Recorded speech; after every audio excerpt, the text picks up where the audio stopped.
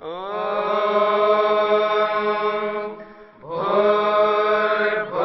स्वः तत्सवितुर्वरेण्यं भर्गो देवस्य धीमहि धियो यो नः प्रचोदयात्।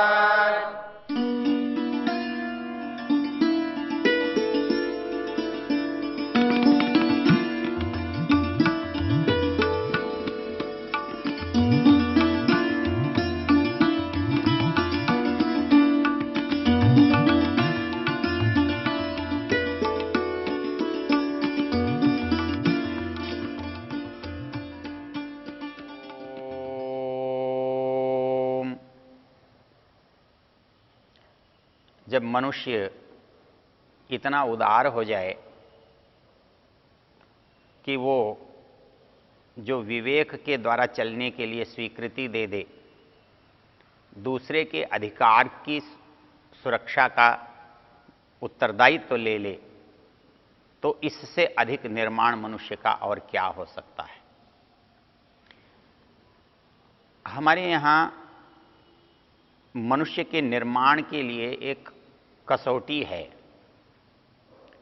और वो कसौटी वेद के शब्दों में यदि हम कहें तो मनुर्भव जनया दैव्यम जनम। इस पंक्ति का अर्थ है, जो ये प्राणी है, कहते इसको मनुष्य अवश्य हैं, लेकिन इसे मनुष्य बनना पड़ता है। ये तो रूढ़ संज्ञा हो गई है, ये हम मनुष्य हैं, किंतु मनुष्य वास्तविक अर्थों में हम तब होते हैं जब हम मनुष्य की परिभाषा पर खरे उतरते हैं, कसौटी पर खरे उतरते हैं।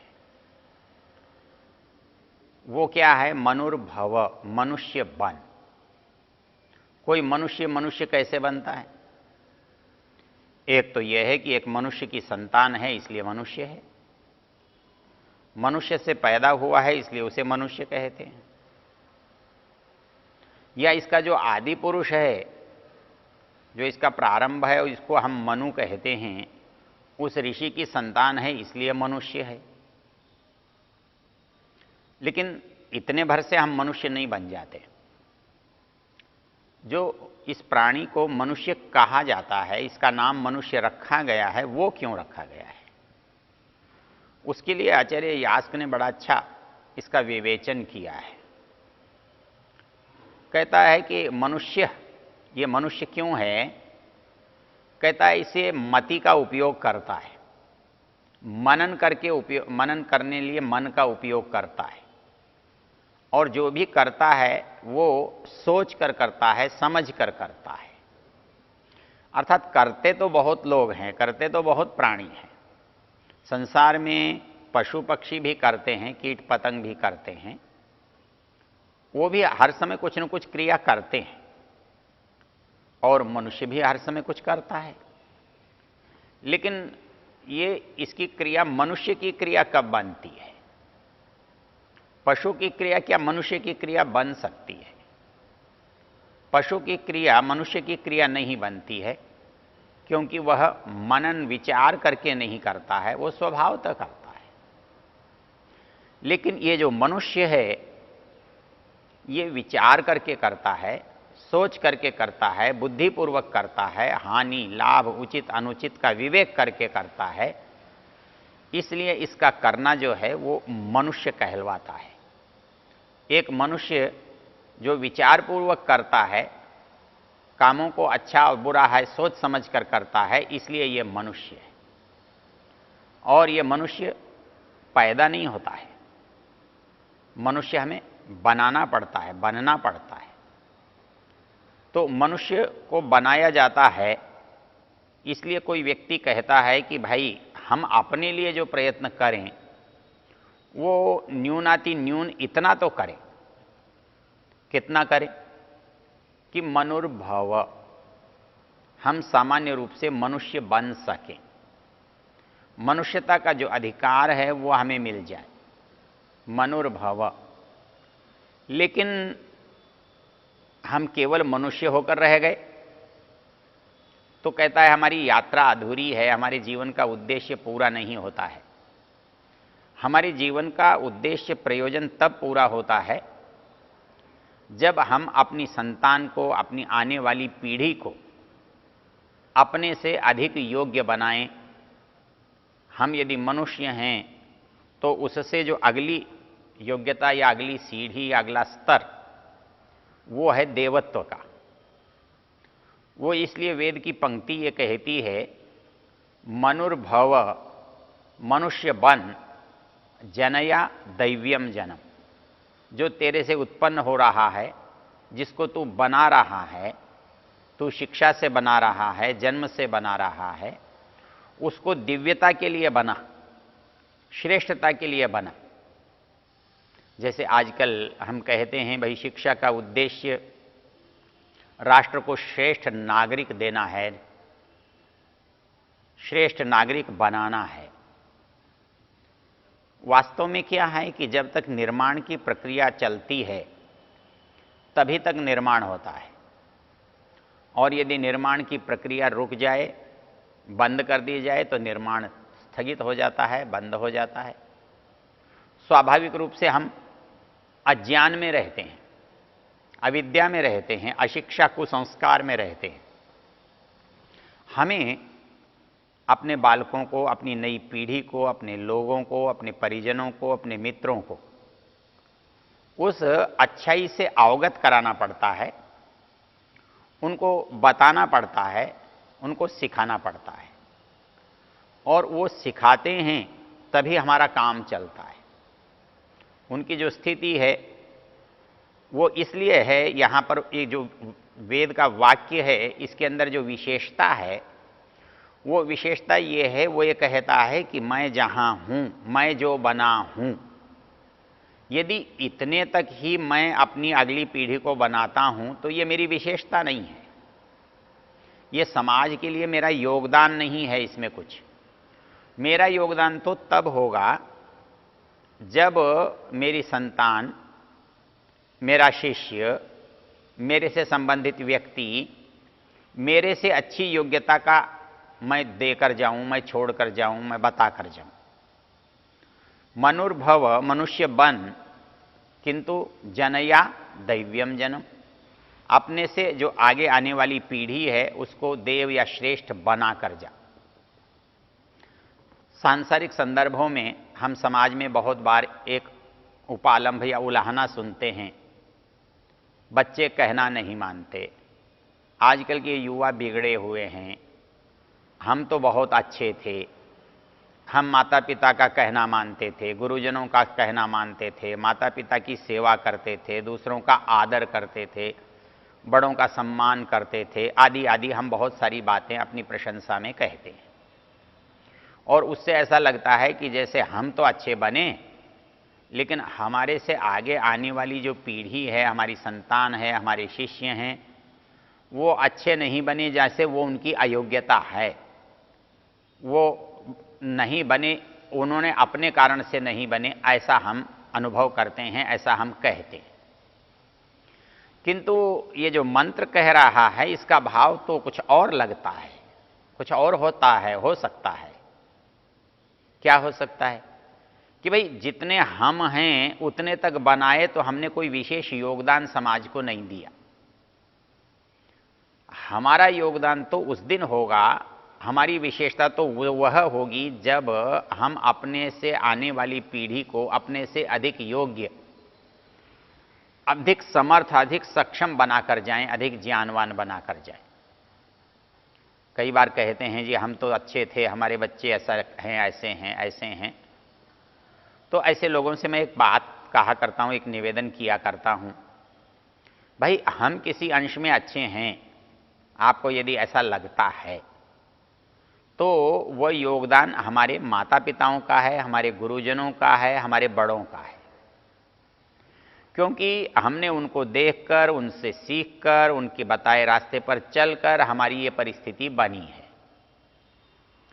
और उसका श्रेय हम उस रूप में नहीं ले सकते, या उसका श्रेय से हमारे जो पुराने लोग हैं उनको वंचित नहीं कर सकते। हमारा जो गुरु है, आचार्य है, माता पिता हैं, बुजुर्ग हैं, बड़े हैं, उन्होंने हमको जो प्रयत्न पूर्वक बनाया है, हमने प्रयत्न किया है, उसका हम सम्मिलित रूप है। और इसलिए हम अच्छे थे ये वाक्य उतना सुंदर नहीं है। हमारे माता पिताओं के प्रयास से हम अच्छे बने, हमारे गुरुजनों के प्रयास से हम अच्छे बने, ये तो ठीक है। यदि हमारी संतान अच्छी नहीं बनी, हमारी संतान योग्य नहीं बनी, संस्कारित नहीं बनी, तो उसके लिए माता पिता गुरुजन अधिक दोषी हैं। हर व्यक्ति के अपने संस्कार होते हैं, अपनी पुरानी चीजें वो लेकर आता है, लेकिन जो हम प्रयत्न करते हैं वो निष्फल नहीं जाता। कोई बहुत अच्छा हो सकता है, कोई बहुत अच्छा नहीं हो सकता, कम अच्छा हो सकता है, बिल्कुल बुरा तो कोई अपवाद होता है।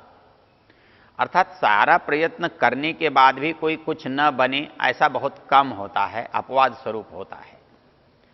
लेकिन जितना हम बना सकते हैं, यदि प्रयत्न करें, तो हम ये अनुभव करेंगे कि हमने जो प्रयत्न किया है वो निष्फल नहीं जाता। वो निश्चित रूप से उसमें हमारा योगदान दिखाई देता है, झलकता है। इसलिए वेद कह रहा है, मित्रों, इस संसार को अच्छा बनाने के लिए तुम्हें क्या करना होगा कि पीछे जो लोग आपसे पहले पैदा हुए हैं, जिन्होंने आपका निर्माण किया है, आपकी रचना की है, आपको संस्कारित किया है, आपका परिश्रम और आपका उत्तरदायित्व तो तब पूरा होता है जब आप अपनी संतान को, अपने शिष्यों को, अपने साथियों को अपने से अधिक योग्य बना सकें, अपने से अधिक ज्ञानवान बना सकें, संस्कारी बना सकें, आदर्श बना सकें। इसलिए पंक्ति है, मनुर्भव जनया दैव्यम जनम। हे मनुष्य, तू प्रयत्न कर कि मनुष्य बने। तेरे पास जो भी साधन हैं उनसे इतना प्रयत्न तेरा होना चाहिए कि तू कम से कम पशुता से उठकर, अज्ञान से उठकर, अंधकार से निकलकर मनुष्य के स्तर पर, मनुष्य की श्रेणी में आ जाए। किंतु जो तेरी संतान है, तेरे आगे आने वाली पीढ़ी है, वो केवल मनुष्य बनकर न रह जाएं। इससे नीचे जाने का तो प्रश्न ही पैदा नहीं होता। यदि इससे नीचे गया तो हमने निर्माण ही क्या किया, हमारे उनको उत्पन्न करने का, बनाने का अर्थ ही क्या रहा? तब तो हमने बनाया ही नहीं। लेकिन हमारे मनुष्य बनने का और मनुष्य होने का लाभ तभी है जब हम अपने से आगे वालों को अपने से श्रेष्ठ देखें, अपने से श्रेष्ठ देखने की इच्छा करें। तो जिस दिन हम अपने से आगे आने वालों को श्रेष्ठ दिखाई देंगे, आने वालों को श्रेष्ठ अनुभव करेंगे, तब उस समय हम संतुष्ट हो सकते हैं कि हमने अपने जीवन में वो कार्य किया है, वो प्रयोजन सिद्ध किया है, वो सफलता पाई है जिसके लिए इस संसार में हमारा अवतरण हुआ है, इस संसार में हमने अवतार लिया है, पैदा हुए हैं। तो इसके लिए ये जो पंक्तियां हैं जो आचार्य शिष्य के साथ कह रहा है, ये आदर्श रूप है। अर्थात उस गुरु को ये गर्व है, ये गौरव प्राप्त है कि उसका जो शिष्य है उसके अंदर एक विवेक को उसने जगाया है, और वो विवेक ऐसा है जो अच्छे और बुरे की पहचान कर सकता है। वो केवल व्यक्तिनिष्ठ नहीं है, वो केवल गतानुगतिक नहीं है, परंपरावादी नहीं है, लकीर पर चलने वाला नहीं है।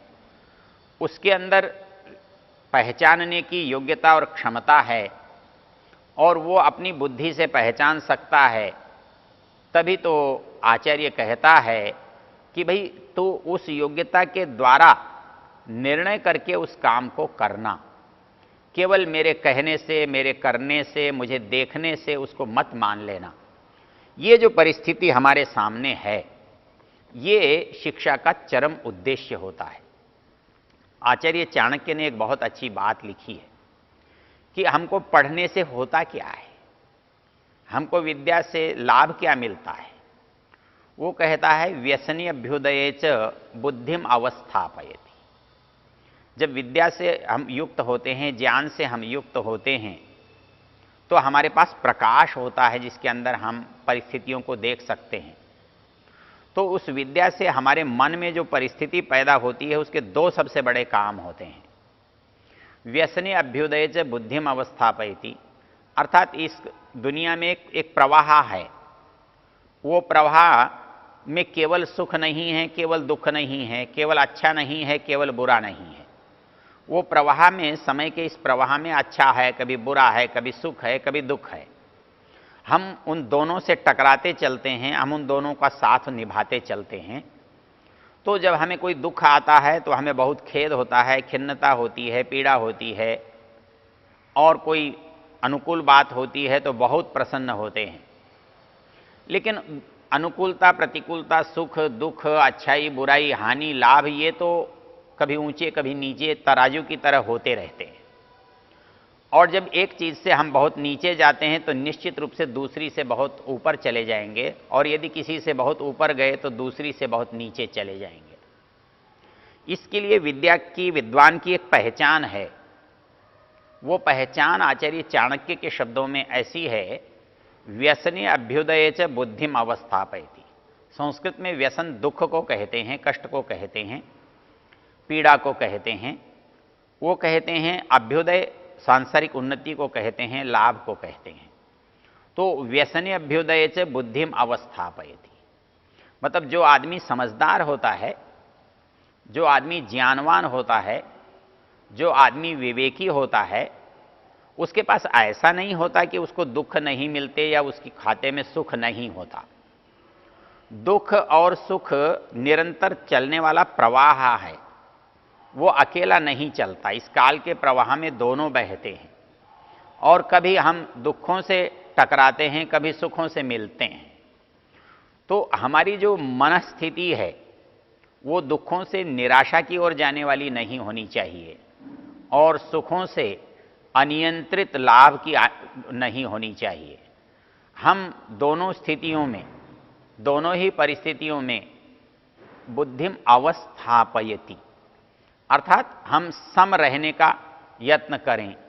तो ज्ञान जो है व्यक्ति को भावुकता से दूर करता है, अज्ञानता से, दुर्बलता से भी दूर करता है। तो इस दृष्टि से आचार्य चाणक्य का जो कहना है, व्यसने अभ्युदय च बुद्धिम अवस्थापयति, जो दुख की परिस्थिति है और जो उन्नति की, उत्कर्ष की, लाभ की परिस्थिति है, मनुष्य यदि बुद्धिमान है, विवेकी है, तो उन दोनों परिस्थितियों में अपने को संभाल कर रखता है। न तो बहुत प्रसन्नता प्रकट करता है, न बहुत दुख प्रकट करता है। वो दोनों को सह सकता है, दोनों को सहन करने का उसके अंदर सामर्थ्य होता है। यही बात आचार्य के शब्द से दिखाई देती है। वो जो कह रहा है, यान्यावद्यानि कर्माणि तानि त्वया सेवितव्यानि नो इतराणि, और दूसरी पंक्ति के रूप में जो उसने जो बात कही है, यान्यस्माकं सुचरितानि तानि त्वयोपास्यानि, अर्थात विवेक से हमारे अंदर जो अच्छा है उसे स्वीकार करो, और जो अच्छा नहीं है उसे अस्वीकार करने की योग्यता और क्षमता भी रखो। ओ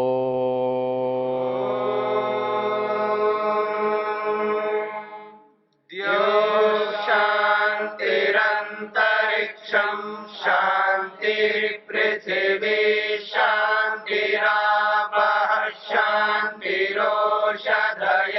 शांतिः वनस्पतयः शांतिर्विश्वे देवा शांतिर्ब्रह्म शांति सर्वं शांति शांतिरेव शांति क्षमा शांतिरेधि। ओम शांति शांति शांति।